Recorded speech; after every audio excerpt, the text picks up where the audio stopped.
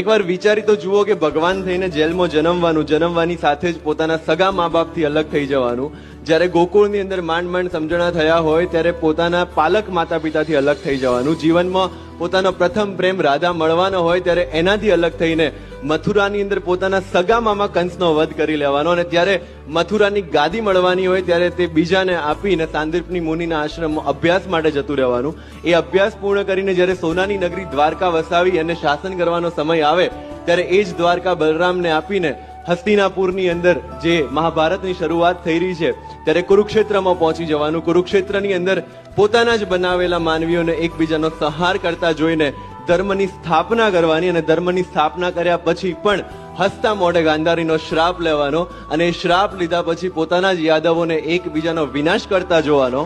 અને છેલ્લે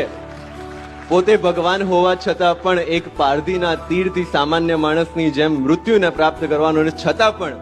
આપણને જો કૃષ્ણ વિષાદ યોગ ના મળતો હોય તો જ એ જ સફળ છે પુરુષમાંથી પૂર્ણ પુરુષોત્તમ થવા.